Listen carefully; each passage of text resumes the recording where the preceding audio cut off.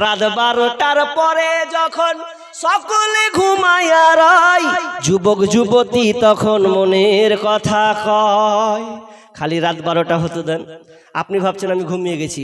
রাত 12টার পরে যখন সকলে ঘুমায়া রয়, যুবক যুবতী তখন মনের কথা কয়। আরে মোবাইল হাতে পাইয়া বর্তমানের নারী লেখাপড়া ছাইরা দিছে মরার প্রেমে পড়ে। মোবাইল হাতে পাইয়া বর্তমানের নারী লেখাপড়া ছাইরা দিছে মরার প্রেমে পড়ে। সারাটা দিন চিন্তায় থাকে, সারাটা দিন চিন্তায় থাকে, রাত কখন গভীর হয়। যুবক যুবতী তখন মনের কথা কয়, যুবক যুবতী তখন ফোনে কথা কয়। খুব ভাইরাস আজকে মোবাইলটা, এমন ভাবে আক্রান্ত হয়েছে ছেলে মেয়ে উভয়দের। আমার নিজের চোখে দেখা যত জায়গা দেখেছি, কলেজ মেয়ে পড়ুয়া মেয়ে হোক না কেন, স্কুল টাইপের মেয়ে হোক না কেন, প্রত্যেকের হাতে কিন্তু একটা করে মোবাইল দেওয়া আছে। আর আমাদেরকে রাজ্য সরকার এই মমতা, তিনি আমাদেরকে কি করেছেন, মেয়েদের হাতে একটা করে মোবাইল দিয়েছেন। প্রশ্ন করেছিলাম মোবাইলটা কেন, উত্তর শিক্ষিত দিয়েছিল। উত্তর হলো মোবাইল দেওয়ার কারণ হলো মোবাইলে অনলাইনের ক্লাস করবে। আচ্ছা বলুন তো, আপনারাই বলুন তো, অনলাইনে ক্লাস হচ্ছে না প্রেমের ক্লাস হচ্ছে? এখন বর্তমানে প্রেম ছাড়া আর কোনো গতি নাই। খবর দিয়ে দেখেন, ওই জন্য আমি প্রত্যেক বছর, আমি যেহেতু গজল লিখি প্রত্যেক বছর 2-3টা করে গজল বানাই। এর বছরও বানিয়েছিলাম। প্রত্যেক বছর আপডেট একটা করে মোবাইলের গজল আমি বানাই। কেন, যখন আমার সামনে যখন যেটা ভাসে তখন ওইটাকে আমি খাতায় টুকে নিই, তারপরে বাড়ি গিয়ে সিরিয়াল বাই সিরিয়াল মিলিয়ে আমি ওটাকে গজলে ছন্দে বানিয়ে দেই। কি বলেছি, জামানা মোবাইলে খাইছে জামানা, ফেসবুকে খাইছে জামানা, মোবাইলে খাইছে জামানা, ফেসবুকে খাইছে। অল্প বয়সের ছেলে মেয়ে প্রেমে জড়াইছে জামানা, মোবাইলে খাইছে জামানা, ফেসবুকে খাইছে।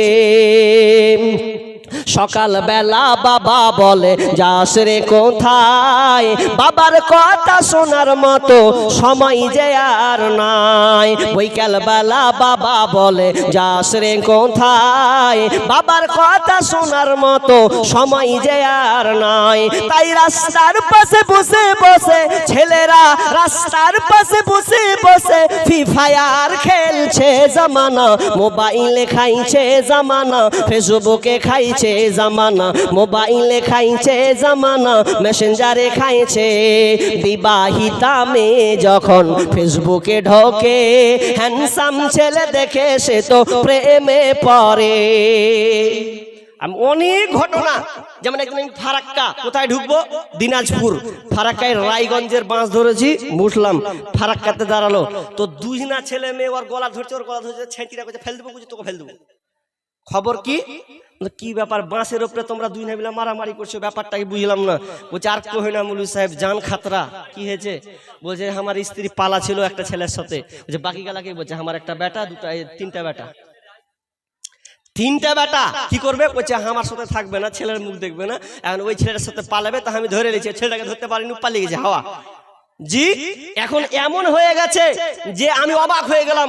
আমি দেখলাম মেয়েটা তো খুব বয়স মানে বেশিও নয়, তো আবার তিনটা ছেলে। তো বলছে এটা কি করে হলো, বলছে আর কহে না মুলুই সাহেব, 3 বছর ছেড়ে আমি বাইরে থাকছি, তো আমি ওর নামে ব্যাংকে অ্যাকাউন্টে টাকা পাঠাচ্ছি, তা আমি কি জানি যে হাত পায়ে কুড়োল মেরে বসে থাকবে ও। আর মোবাইল দিয়েছি 2 বছর থেকে, এর আগে মোবাইল দিইনি, 2 বছর ধরে মোবাইলটা দিনু। তো মোবাইল দিয়েছি তো আর আমি ওকে ভালো করে পাই না, হ্যালো গেলো করছি তো আর পাই না। তো কি হয়েছে, বলছে খবর লিনু তোমার সাথে পালে তো আমি খবর পেয়েছি কিছুদিন থেকে। জি, এখন মেয়েরা, একটা ছেলে অনেকদিন থেকে তার সম্পর্ক, তো একদিন জিজ্ঞাসা করছে, হ্যাঁ আমি তোমার সঙ্গে কথা বলছি নারী, তো তোমার কথা খুব মিষ্টি, দেখতে খুব ভালো, আর কথা খুব মিষ্টি, তো আমার একটা জিনিস জিজ্ঞাসা করা হয়নি। বলছে কি জিজ্ঞেস করো তুমি আমাকে? বলছে আচ্ছা তুমি ভালো করে কহো তো, তুমি বিয়ে করনি? মেয়েটা বলছে তুমি কেমন জি, আগে সন্দেহ করছো, আমি কেন বিয়ে করবো, কি বিয়ে যদি করবো তো তোমার সাথে আমি প্রেম করতে যাবো নাকি? এবার পরে যদি ওই ছেলেটা খবর লিছে, তো ওরে আল্লাহ রে, তিনটা ছেলে আছে, এত ভেজালে পড়েছে ও, তিনটা ছেলে আছে। এই জন্য বলছি মোবাইলটা খুব ভাইরাস হয়ে গেছে। জি, মোবাইল খুব ভাইরাস হয়ে গেছে, জামানা মোবাইলে খাইছে, জামানা ফেসবুকে খাইছে। বিবাহিতা মেয়ে যখন ফেসবুকে ঢোকে, হ্যান্ডসাম ছেলে দেখে সে তো প্রেমে পড়ে। আরে স্বামী সন্তান সব ছাড়িয়া, স্বামী সন্তান সব ছাড়িয়া নতুন প্রেমিককে চাইছে। জামানা মোবাইলে খাইছে, জামানা ফেসবুকে খাইছে, জামানা মোবাইলে খাইছে, জামানা ফেসবুকে খাইছে। আমি আপনাকে যেটা বলতে চাচ্ছিলাম, আল্লাহ রাসূল বললেন যে ব্যক্তি অন্যায় করলো, গোপনে একটা কোনো খারাপ কাজ করলো, আবার কথাটাকে যদি সে গোপন রেখে দেয়, যদি আর করে রেখে দেয়, আল্লাহও আর করে দেন। আর যখন সকাল হলো, আর যখন সে পাবলিককে, বন্ধুকে আর কাউকে যখন শেয়ার করলো, তো আল্লাহর অন্তরালকে সরিয়ে দিল। অর্থাৎ আপনাকে বলতে চাচ্ছি, আপনি একটা অন্যায় কাজ করেছেন, বন্ধুকে কখনো হাসি ঠাট্টায় মজায় বলিয়ে না হবে, রাতে মুখে করে দেখি, তা আপনি যে আল্লাহর কাছে ক্ষমা চাইবেন, তা আল্লাহ আপনার অন্তরাল সরিয়ে দিল। জি, আপনি এত জঘন্য কেন হতে গেলেন?